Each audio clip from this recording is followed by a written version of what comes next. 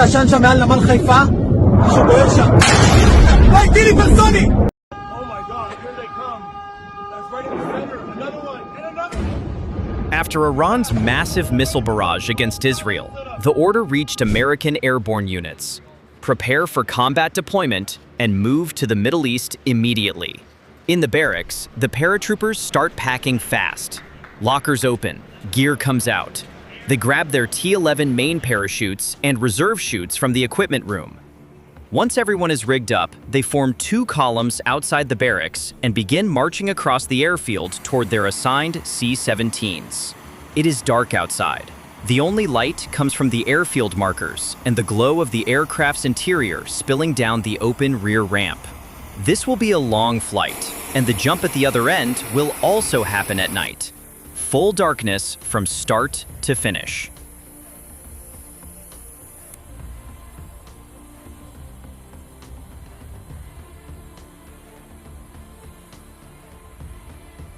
The columns reach the aircraft and stop at the base of the ramp. One NCO stands at the bottom and inspects every soldier before they board. He checks the parachute container on the back. Are the flaps closed? Is the ripcord properly routed? He checks the reserve on the chest. Is the handle clear? Is the mounting secure? He checks the rucksack attachment and the weapon tie-down. If something is wrong, the soldier steps aside, fixes it, and gets back in line. If everything is good, the soldier walks up the ramp. Inside the cargo bay, the paratroopers take their seats along the walls and in the center rows.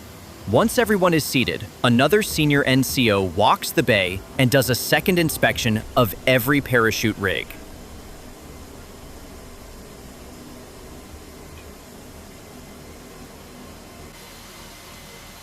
He moves from soldier to soldier, pulling on straps, checking buckles, looking at static line routing. Nobody skips this check. 2 sets of eyes on every chute before the aircraft leaves the ground.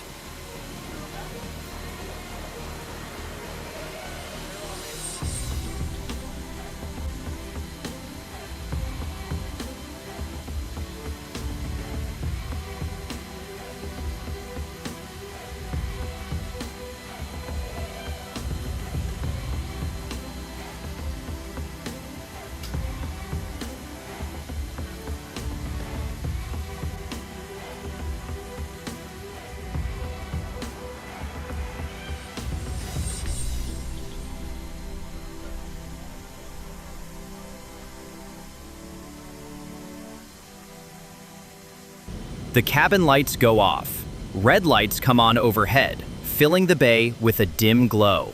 The ramp closes, the engines start, and the aircraft taxis out. The C-17 accelerates down the runway and lifts off into the night. Inside, the soldiers sit in the red light, packed in with their gear. Some talk quietly, most sit still and wait. Hours later, the aircraft reaches the drop zone.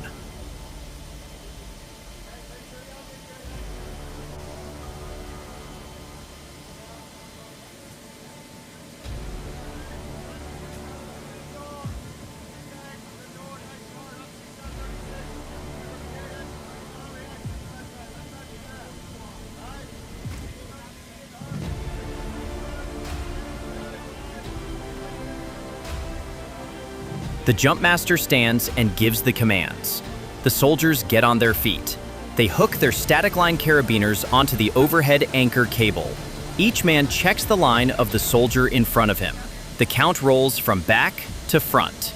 The side doors open and the night air hits the cabin.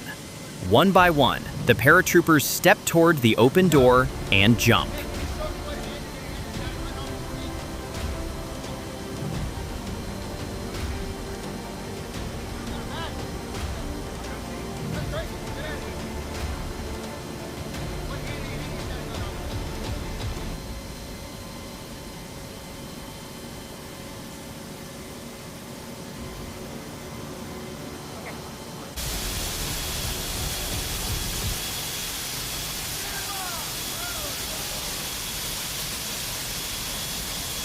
Static lines pull tight, parachutes deploy, and within 2 minutes, the entire stick is out of the aircraft and descending through the darkness.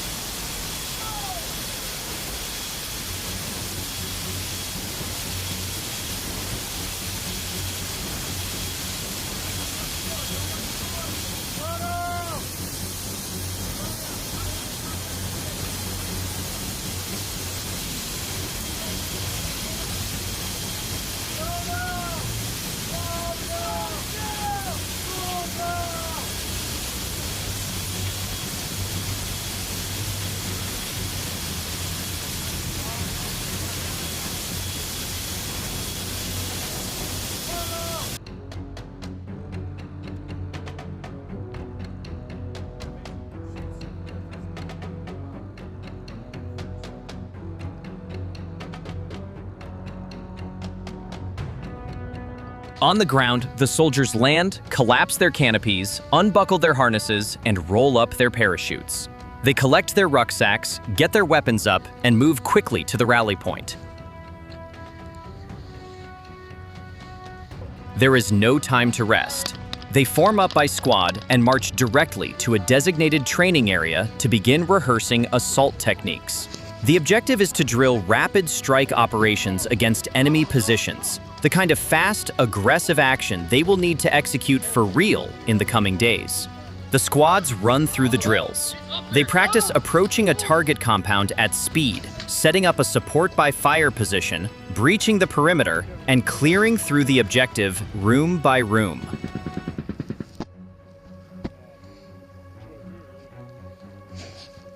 Hey, they're clearing the last room right now, Peggy. As soon as they say 101 clear. Fire teams bound forward while others provide covering fire. Grenadiers mark targets. Machine gunners suppress from the flanks. The sequence runs from start to finish. Then they reset and do it again. Each run gets tighter. Mistakes are corrected on the spot. The movement becomes faster, quieter, more automatic. They repeat it until every man can execute his role without thinking. Let's go, get in line right here. Don't pass me.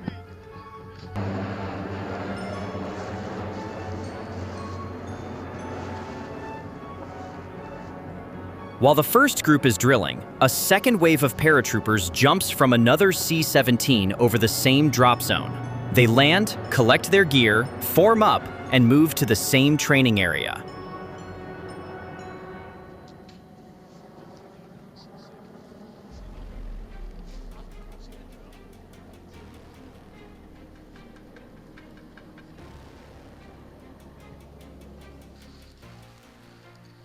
They go through the identical process: assault drills, fire and maneuver, breach and clear, reset, repeat. Two full groups of airborne soldiers now on the ground, running the same exercises side by side, preparing for the same mission. By the time they are done, the techniques are second nature. They pull back, clean their weapons, recheck their equipment, and wait for the order to go.